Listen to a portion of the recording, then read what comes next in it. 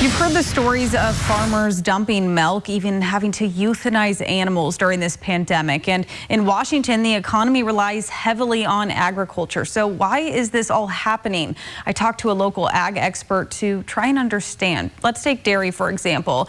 Cows don't just stop producing milk, and at dairy farms, they can be milked up to 5 to 6 times a day for their comfort, and that can result in a lot of milk. According to Pam Lewison with the Washington Policy Center, the majority of liquid milk goes to restaurants and schools, 2 outlets that are mostly cut off right now. Asking a packaging plant to go from an enormous package of cheese down to a 1-pound package of cheese that can be sold in a grocery store is not something that they are capable of doing overnight and for a short but indefinite period of time.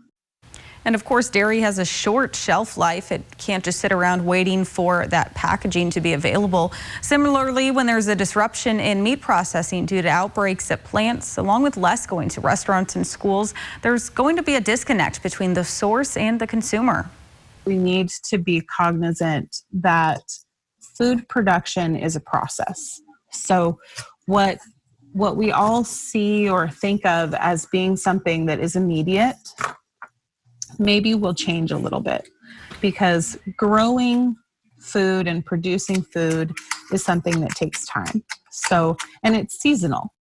As to possible solutions, Lewison says direct purchase, farm to consumer, is definitely an option when viable. However, that's not always the case. For example, raw milk is actually illegal to sell in Washington state directly to consumers.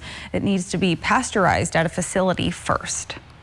Meanwhile, the food supply isn't going to slow down. Cherry harvest is just about to start, then apples. And as we experience this potato surplus we've been talking about, potato harvest is actually just around the corner. So Lewison encourages you to get more creative with how you get your food to help these farmers out, purchasing fresh produce from farmers markets or maybe going to your local butcher shop.